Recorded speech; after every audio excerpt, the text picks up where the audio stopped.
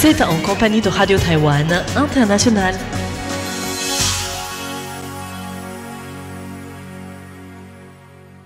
Bonjour et bienvenue sur les ondes de Radio Taïwan International. En ce dimanche 31 août, vous écoutez tout de suite On en parle à Taïwan.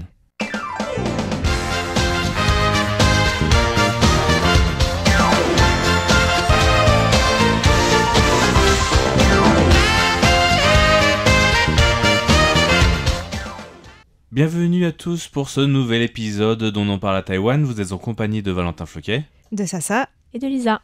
Et donc aujourd'hui, nous allons vous présenter 3 sujets que nous avons choisis, dont on n'a pas forcément parlé dans l'actualité ou pas beaucoup développé en tout cas. Oui, mais moi j'ai envie de faire durer le suspense, donc je vais juste vous donner 4 mots-clés.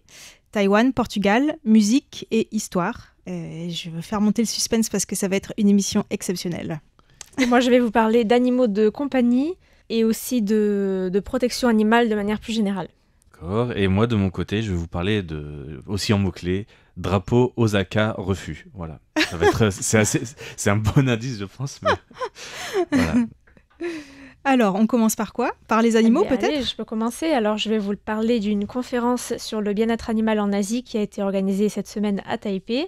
C'est une conférence qui s'intitule Asia for Animals Coalition Conference et c'est une conférence sur la protection des animaux qui a réuni des responsables gouvernementaux, des experts, des associations de protection des droits des animaux.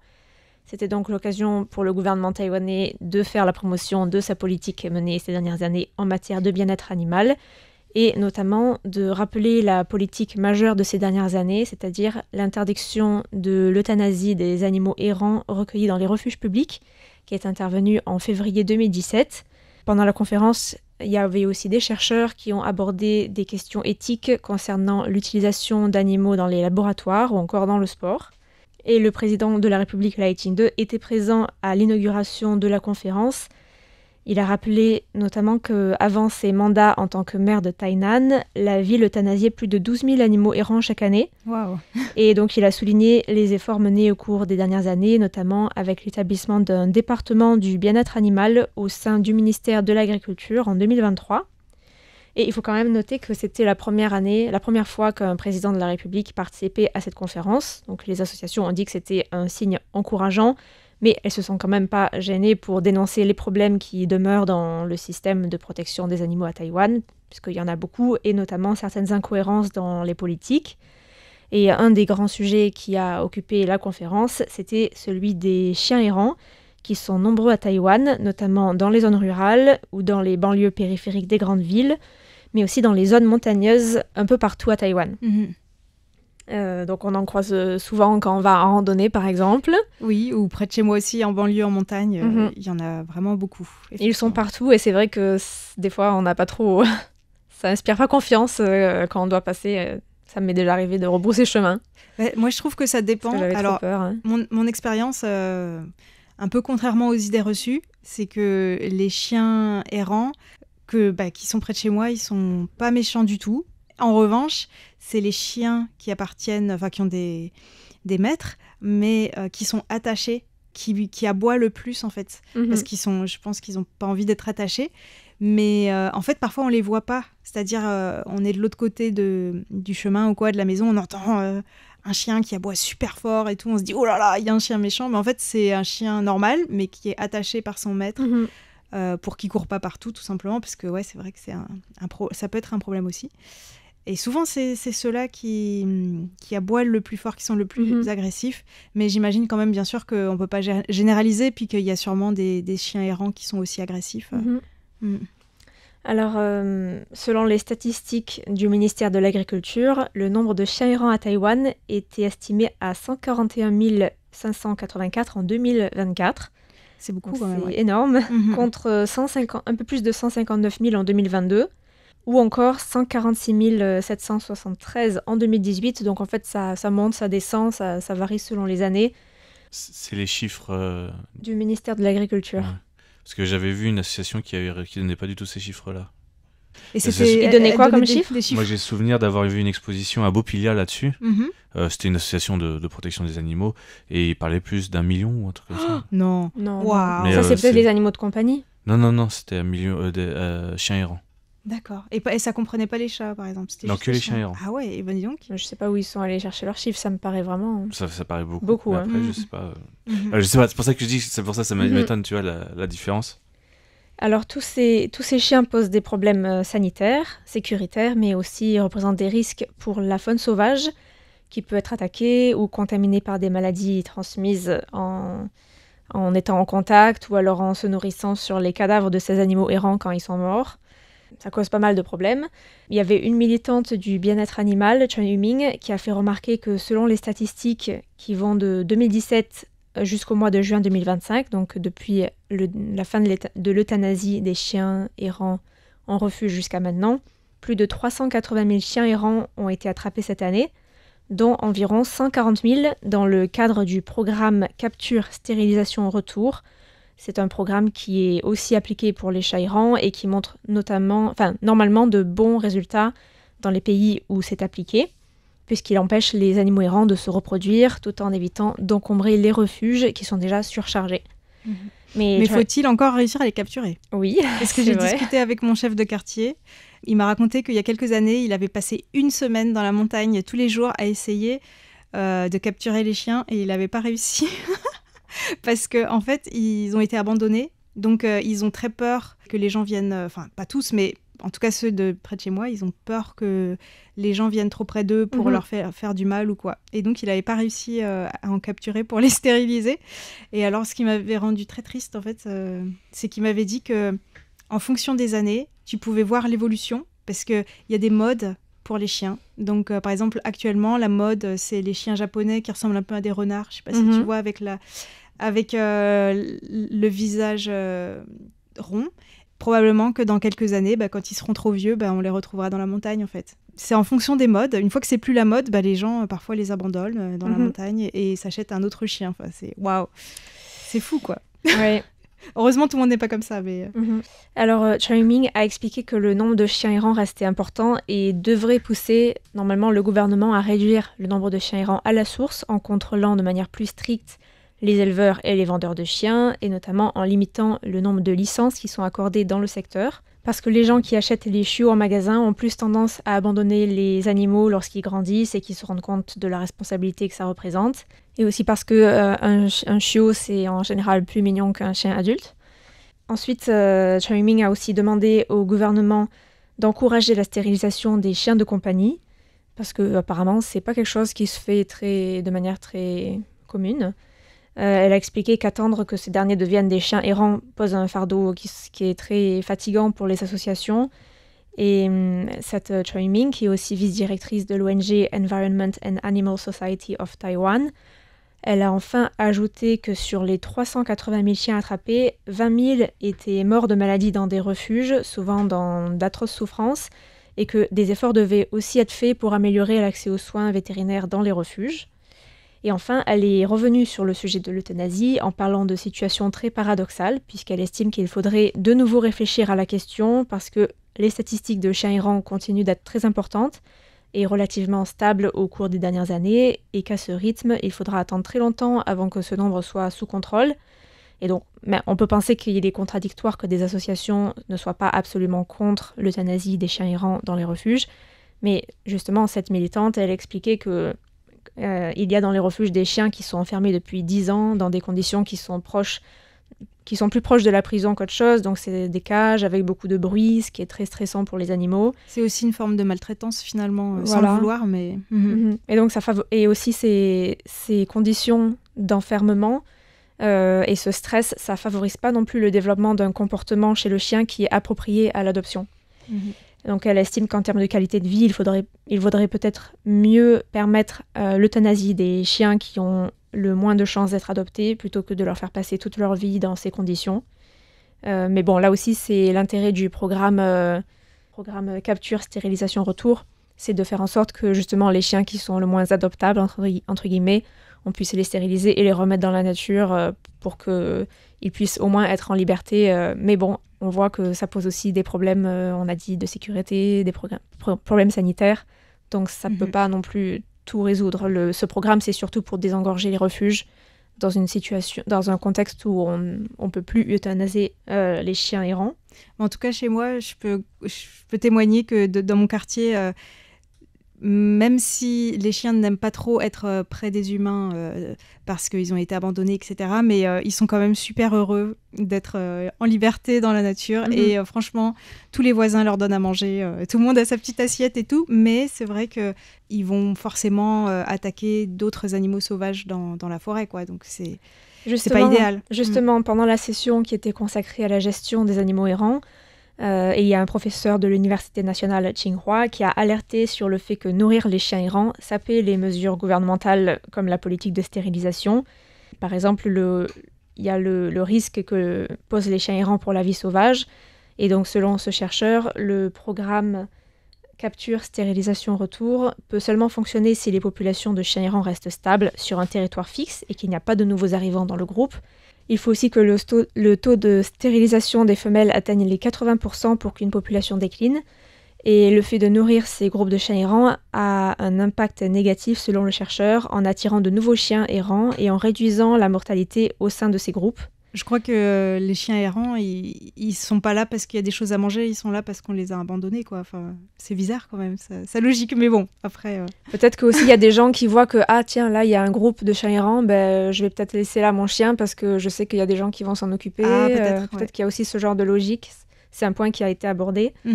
Et donc ce chercheur, il a fait une étude sur les zones montagneuses de Taïwan et il affirmait que les chiens errants étaient la première cause de blessures pour les pangolins, avec des attaques qui avaient connu une forte augmentation en 2018. Les chiens peuvent aussi transmettre des maladies, comme je disais tout à l'heure. Donc il y a par exemple la maladie de Carré, qui par exemple peut être transmise au mélogalais. C'est un genre de mammifère qui regroupe les blaireaux furets ou les élycres, des espèces proches des blaireaux et des furets. Les chiens peuvent aussi transmettre les parvovirus aux chats léopards et aux pangolins, et la babésiose aux civettes et même aux humains. Et toujours sur le sujet des chiens, les associations ont aussi évoqué une récente politique mise en place il y a quelques années et qui consiste, pour désengorger les refuges, à passer par des associations de protection des animaux pour faire adopter des anciens chiens errants et les placer dans des vergers pour qu'ils travaillent pour éloigner les prédateurs ou alors les animaux qui détruisent les cultures, tout en subventionnant, je crois, il me semble, je ne suis pas sûre, mais les agriculteurs qui a accepté de les adopter. Donc il y avait des subventions, je crois, pour l'alimentation, pour les frais vétérinaires. Mais Choi Yu-ming n'était pas convaincue justement de l'efficacité de cette politique et elle a fait remarquer qu'après plusieurs visites dans des exploitations, les associations avaient remarqué que bon nombre de ces chiens, à l'origine employés dans les fermes pour travailler, étaient en fait enchaînés à des endroits fixes toute la journée. Donc on leur donnait de l'eau et de la nourriture de temps en temps, mais au final, ils finissent par passer le reste de leur vie enchaînés. Et c'est aussi une autre forme de maltraitance. Donc, selon elle, ce programme, c'est pas vraiment un succès. Ouais. Et merci beaucoup. Il y avait énormément de choses à dire sur ce sujet. Ouais. Et encore, on a parlé surtout des chiens, mais pas des autres animaux. Il y a encore les chats et beaucoup d'autres animaux. Ouais, tout à fait. Alors, je vois que Valentin a besoin d'un petit coup de punch. Donc, je pense que je vais le laisser présenter son sujet. Oui, c'est parti. On va parler donc aujourd'hui de Osaka. Osaka, vous savez ce qu'il y a en ce moment. Il y a l'Expo universelle. Et donc, Taïwan avait un stand qui s'appelait... alors, le vrai nom, je crois que c'était Taïwan Tech World ou quelque chose comme ça. Tech World. Mais ils ont fait aussi une exposition à Osaka qui s'appelait l'exposition Oui Taïwan jusqu'au 20 août. Seulement, après la clôture, le ministère taïwanais de la Culture a choisi de prolonger son élan artistique et diplomatique en portant l'un de ses projets les plus ambitieux artistiques sur la scène internationale. Et donc, du 26 au 28 août, donc cette semaine, au cœur de l'exposition universelle d'Osaka, un spectacle inédit intitulé La Voix des îles, la représentation de remerciements aux divinités sur le parvis du temple, a pris vie devant un public assez éclectique et cosmopolite.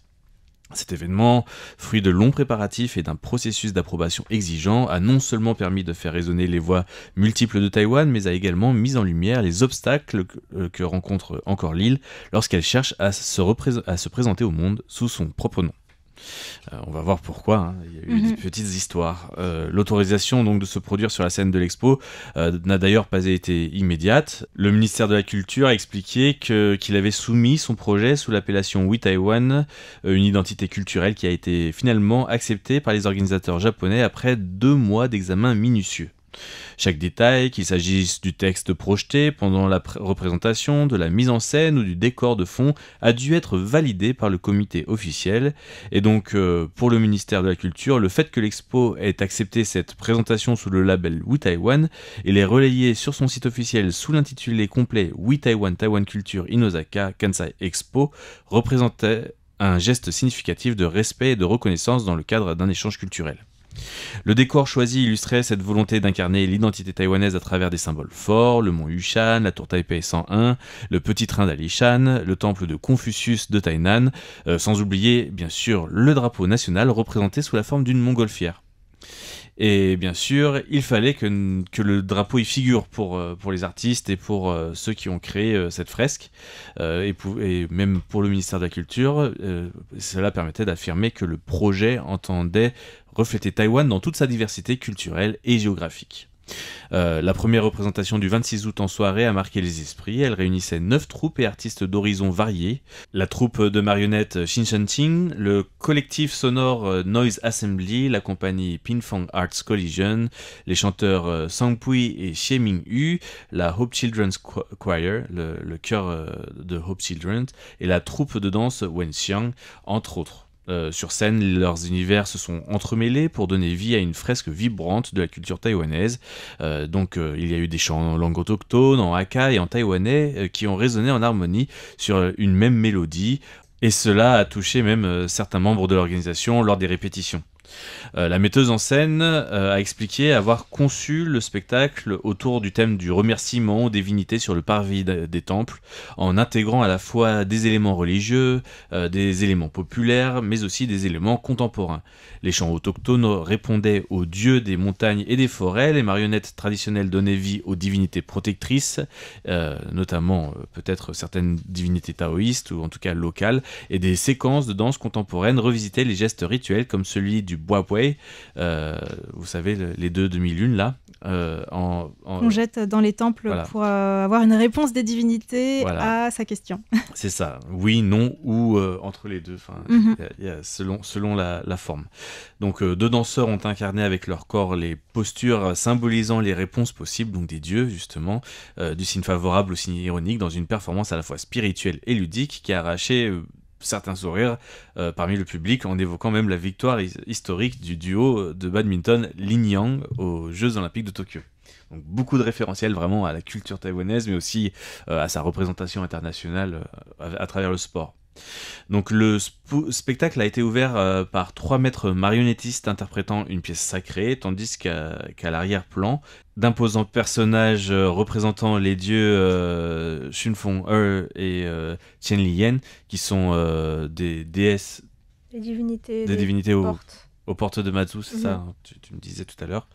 Chaque geste était donc conçu pour mêler tradition et modernité, un terme qu'on aime bien utiliser souvent dans les présentations artistiques. La réaction donc du public ne s'est pas fait attendre. Plusieurs centaines de spectateurs se sont arrêtés pour assister à la première d'1 heure, captivés par l'énergie et la richesse des propositions scéniques. Mais alors, que s'est-il passé ? Quel a été l'incident que tu nous disais là dans tes mots-clés ? Eh bien, en fait, les 2 premiers jours, tout s'est bien passé. La montgolfière avec le drapeau taïwanais était bien représentée fièrement dans le décor, qui était une genre de grande fresque à l'arrière de la scène. Et le dernier jour, l'organisation japonaise de l'expo a demandé à la délégation taïwanaise de masquer le motif du drapeau représenté sur le décor. Cette requête, parvenue in extremis, à toute fin presque du spectacle, a provoqué la surprise et la déception des artistes. Tu m'étonnes. Le ministère a rappelé que le décor avait pourtant été approuvé à l'avance par plein de processus différents et les organisateurs, mais malgré des explications détaillées soulignant qu'il s'agissait d'un simple symbole graphique intégré au design, un compromis a été exigé par les organisateurs de l'expo.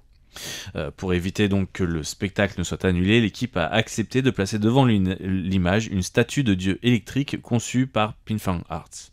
Si cette solution a permis de poursuivre la représentation, elle a empêché 2 interprètes d'assurer le rôle prévu parce qu'ils avaient un timing spécifique pour leur représentation, et ce qui a quand même créé beaucoup de regrets chez ceux qui n'ont pas pu performer le dernier jour. Est-ce qu'on a des infos sur peut-être des pressions de la part de la Chine ou quoi? Parce que c'est incroyable qu'ils aient pu commencer, que c'était validé, puis ensuite Oui, interdit. apparemment, ils ont eu des demandes très insistantes à l'organisation pour retirer cette représentation, mais ils n'ont pas dit de qui. Mais bon, on peut s'imaginer de qui a fait cette demande.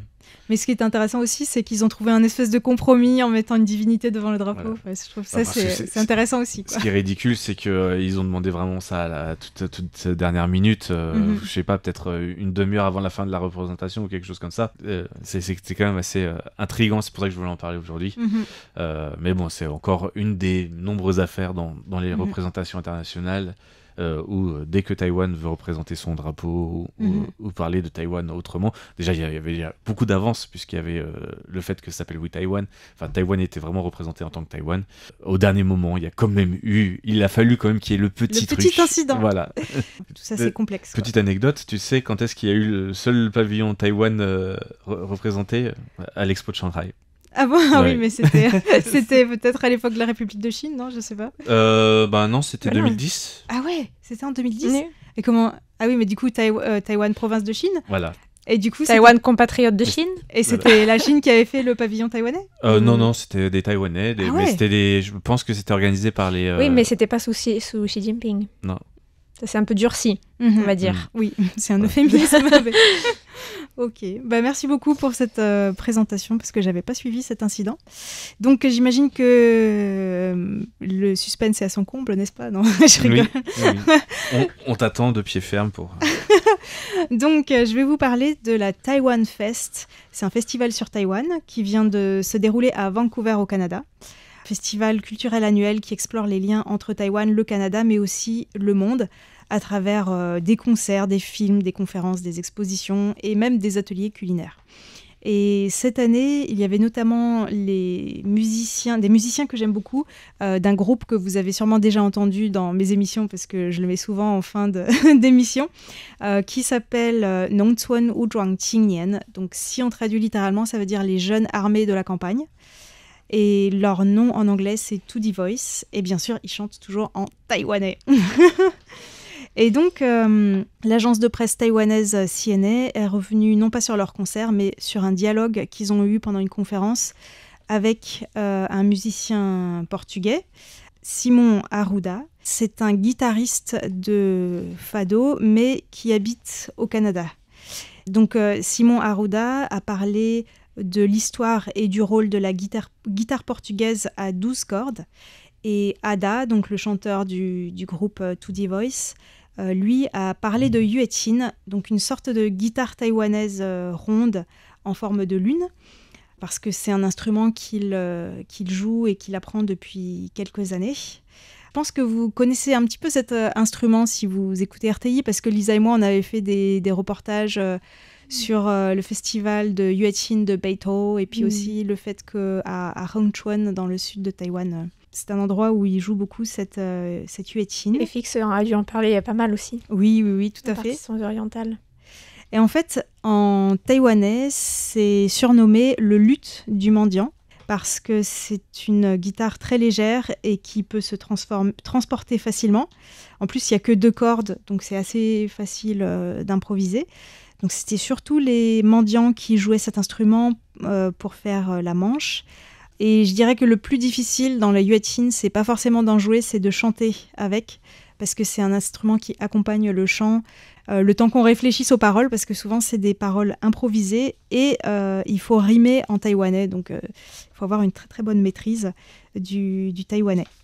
Et donc, selon Ada, la yueqin a été inventée il y a environ 300 ans, mais interdit par les autorités taïwanaises pendant la période autoritaire, donc après la Seconde Guerre mondiale, et a failli disparaître. Ça, je ne le savais pas du tout.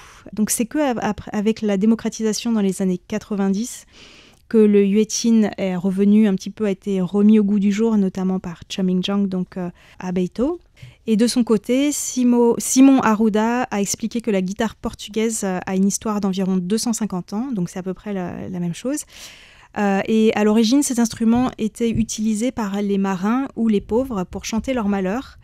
Et il a expliqué que de 1933 à 1974, le fado est devenu un moyen d'exprimer son mécontentement envers le gouvernement autocratique de Salazar. Et du coup, le gouvernement portugais a censuré les interprètes de fado. Et ça, je ne savais pas non plus. En 1974, il y a eu le mouvement la révolution des œillets qui a renversé la dictature au Portugal. En fait, c'était certains militaires qui avaient planifié un soulèvement et le signal devait être une chanson de fado diffusée simultanément le 25 avril sur toutes les radios pour inciter la population à rejoindre le mouvement et à descendre dans la rue pour manifester. Donc c'était la chanson Grandola Vila Morena de Zec Alphonse. C'est a cappella, il n'y a pas de guitare. Et du coup, j'ai décidé de vous la chanter un petit peu parce que... Tu vas nous la chanter ? Ben oui, parce qu'il n'y a pas les droits d'utilisation malheureusement. Oui. Waouh. Grandola Vila Morena, terra da fraternidade, o povo é quem mais ordena, dentro de ti, ó cidade, dentro de ti, ó cidade.